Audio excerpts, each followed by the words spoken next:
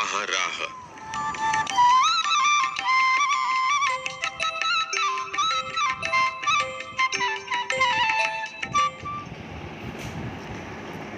मलमली धोती का बादामी रंग खिल उठा था।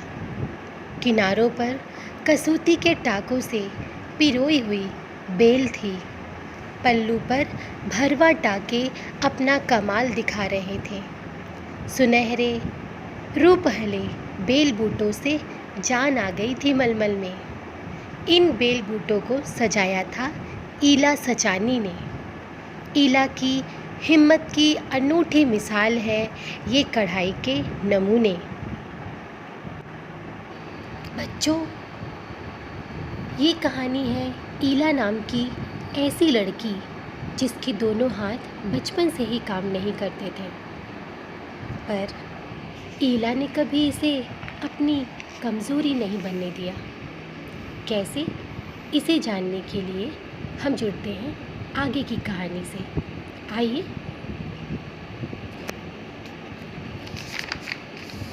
26 साल की ईला गुजरात के सूरत ज़िले में रहती है। उनका बचपन अमरेली ज़िले के राजकोट गांव में अपने नाना के यहाँ बीता। सांझ होते ही मोहल्ले के बच्चे घरों से बाहर आ जाते। कुछ मिट्टी में आड़ी तिरछी लकीरें खींचते, कुछ कनेर के पत्तों से पिटपिटी बजाते। बच्चों, पिटपिटी का अर्थ होता है सीटी। ये पत्तों से बनाई जाने वाली सीटी है जिसे छोटे बच्चे खेल खेल में बनाते हैं। कुछ गिट्टे खेलते, कुछ इधर उधर से टूटे फूटे घड़ों के ठिकरे बिटोर कर पिट्ठू खेलते। जब इन खेलों से मन भर जाता तो पेड़ की डालियों पर झूला डालकर ऊंची ऊंची पेंगे लेते और ऊंचे स्वर में एक साथ गाते, कच्चे नीम की निंबोरी सावन जल्दी आइयो रे। ईला गाने में उनका साथ देती, पर उनके साथ पेंगे नहीं ले पाती। रस्सी पकड़ने को हाथ बढ़ाती, मगर हाथ तो उठते ही नहीं थे। वह चुपचाप एक किनारे बैठ जाती, मन ही मन सोचती, मैं भी ऐसा कुछ क्यों नहीं कर पाती हूँ। बच्चे भी चाहते कि ईला किसी न किसी तरह तो उनके साथ खेल सके। कभी कभार वह पकड़म पकड़ाई और विष अमृत के खेल में शामिल हो जाती। साथियों के साथ जमकर दौड़ती, मगर जब थप्पा करने की बारी आती तो फिर निराश हो जाती। हाथ ही नहीं उठेंगे तो थप्पा कैसे देगी। बच्चों, थप्पा का अर्थ जानते हो? जब आप की और लॉक का गेम खेलते हो तो आप अपने फ्रेंड को, जब वो लॉक में रहता है, उसे की देने के लिए हाथ में ताली मारते हो ना, उसको थप्पा करते हो, उसे ही थप्पा कहते हैं। वह बहुत कोशिश करती, पर उसके हाथों ने तो जैसे उसका हाथ साथ ना देने की ठान रखी हो। ईला ने अपने हाथों की इस जिद को एक चुनौती माना। उसने वह सब अपने पैरों से करना सीखा जो हम हाथों से करते हैं। दाल भात खाना, दूसरों के बाल बनाना, फर्श बुहारना, कपड़े धोना, तरकारी काटना, यहाँ तक कि तख्ती पर लिखना भी। उसने एक स्कूल में दाखिला ले लिया। दाखिला मिलने में भी उसे परेशानी हुई। कहीं तो उसकी सुरक्षा को लेकर चिंता थी, कहीं उसके काम करने की गति को लेकर। किसी काम को तो वह इतनी फुर्ती से कर जाती कि देखने वाले दंग रह जाते, पर किसी किसी काम में थोड़ी बहुत परेशानी तो आती ही थी। वह परेशानियों के आगे घुटने टेकने वाली नहीं थी। उसने 10वीं कक्षा तक पढ़ाई की। वह 10वीं की परीक्षा पास नहीं कर पाई। ईला को यह मालूम न था कि परीक्षा के लिए उसे अतिरिक्त समय मिल सकता है। उसे ऐसे व्यक्ति की सुविधा भी मिल सकती थी जो परीक्षा में उसके लिए लिखने का काम कर सके। यह जानकारी ईला को समय रहते मिल जाती तो कितना अच्छा रहता। उसे इस बात का दुख है, पर यहाँ आकर सब कुछ खत्म तो नहीं हो जाता ना। उसकी माँ और दादी कशीदाकारी करती थी। वह उन्हें सुई में रेशम पिरोने से लेकर बूटियाँ उकेरते हुए देखती।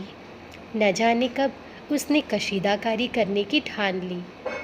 यहाँ भी उसने अपने पैर के अंगूठों का सहारा लिया। दोनों अंगूठों के बीच सुई थाम कर कच्चा रेशम पिरोना कोई आसान काम नहीं था। पर कहते हैं ना, जहाँ चाह वहाँ राह। उसके विश्वास और धैर्य ने कुदरत को भी झुठला दिया। 15-16 साल की होते होते ईला काठियावाड़ी कशीदाकारी में माहिर हो चुकी थी। किस वस्त्र पर किस तरह के नमूने बनाए जाए और कौन से रंगों से नमूना खिल उठेगा और टाके कौन से लगे, यह सब वह समझ गई थी। एक समय ऐसा भी आया जब उसके द्वारा काटे गए परिधानों की प्रदर्शनी लगी। इन परिधानों में काठियावाड़ के साथ साथ लखनऊ और बंगाल भी झलक रहा था। ईला ने काठियावाड़ी टाकों के साथ साथ और कई टाके भी इस्तेमाल किए थे। पत्तियों को चिकनकारी से सजाया था, डंडियों को काथा से उभारा था, पशु पक्षियों की ज्यामितीय आकृतियों को कसूती और जंजीर से उठा रखा था। पारंपरिक डिज़ाइनों में यह नवीनता सभी को बहुत भाई। ईला के पांव अब रुकते नहीं हैं।